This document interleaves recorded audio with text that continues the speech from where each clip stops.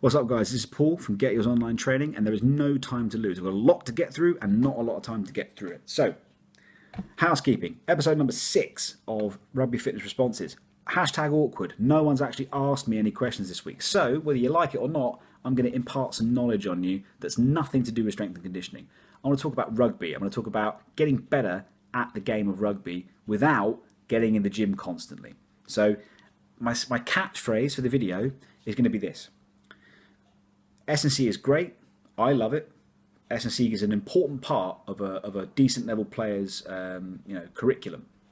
But you cannot out bench press or out squat having a really limited skill set / understanding of the game of rugby or how your team is trying to play the game of rugby. So next time you're talking to your coach and you ask him, what can I do to get picked next season? If he says, you're not fit enough, or you're not big enough. You might not be, and you'll know if you're not, frankly. You can admit that to yourself. But don't stop there. That's a cop-out answer. You want real stuff. You want is my handling good enough, or is my decision-making good enough, or is it the fact I can't kick out a hand very well? What specific, do I tackle well enough? What specifically being the key word, can you do better? Can I do better as a player to be better? And if your coach can't give you one, then go somewhere else, because that's not good enough. Okay, this is a two-way street. But you've got to be willing to put the work in. So you've got to be willing to have that painful conversation where you say, okay, you say my handling is not very good, but what specifically about my handling is not very good? Do I drop the ball too often? Do I not drop it, but it just never seems to make it to the next player outside me, either through a poor pass or through not giving the pass at all? Is there something mechanically wrong with my pass? Because if your pass mechanics are poor, then just doing lots of handling drills every single training session, that's not enough, because all you're doing is just reinforcing the same rubbish pattern that you had before. You need your coach to go, right, we're actually going to break down how you pass the ball. Your elbow's too low, your wrist is too low, little things like that. And then you start to build it so that you're doing it under pressure, and then you're doing it in a game situation, and that's how you improve. But you need to be willing to put the work in, and your coach needs to be willing to help you. Okay, so it's a two-way street. And it's not fun sometimes. It's not fun being told what you're not good at. In fact, I tell you what's even worse is when you think you're good at something, and then your coach tells you, actually, not all that, you could be better at that. It's tough, but that's how you get better. S&C is fantastic, but you shouldn't be using it as kind of an excuse to avoid working on the things that actually make a better rugby player. If you're a winger, you shouldn't be trying to gain more and more and more mass and size and power. Yeah, speed is important as a winger, but can you kick out of hand? Can you exit properly?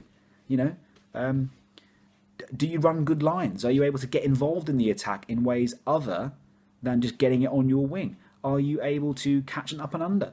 Are you able to, make good side-on tackles? There's so many things that you could be improving on that don't involve going to the gym. And the reason I'm getting so hot under the collar about this, guys, is because when I was, 16, 17 years old, I cannot tell you now how much I wish someone had grabbed hold of me and gone, why are you in the gym all the time?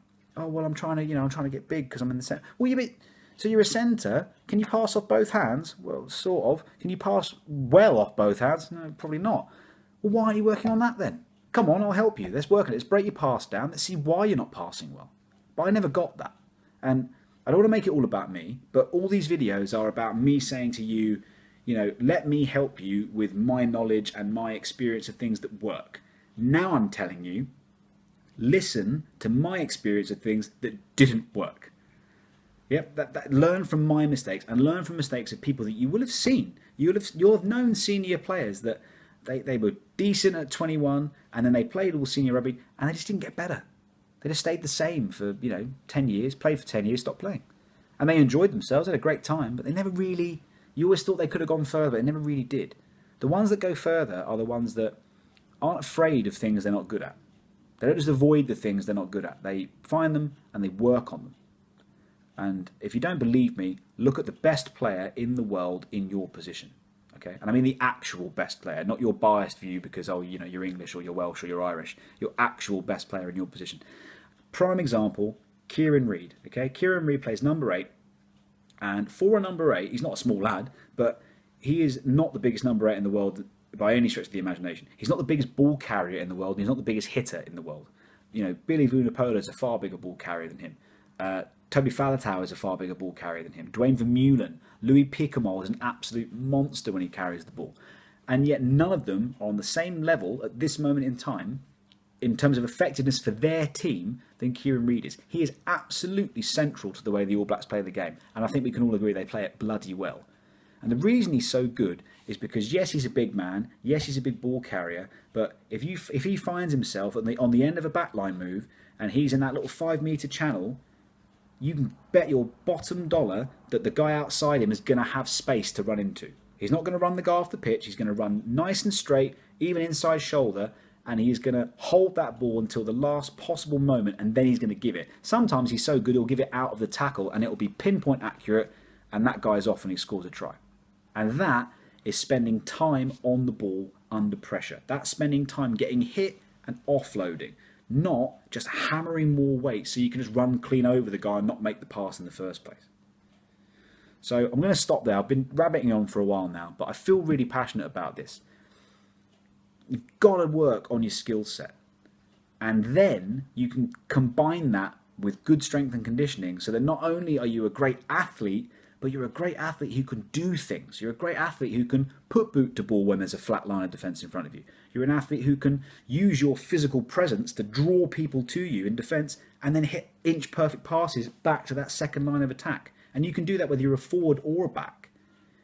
Don't spend your entire time in the gym worrying about protein shakes and getting fat and gaining body weight and I've heard that low carb is good. Don't fret about that stuff. Get down to what is important in rugby and get better at that first, then start worrying about your physique. I can't word it strongly enough, guys, okay? So I'm going to leave it there.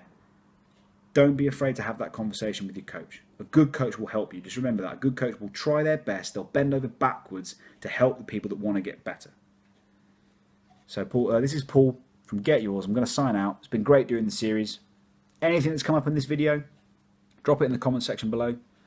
And I will either post another video or I will private message you with a response. But it's been great, guys. I really enjoyed it. And just keep working. Keep getting better.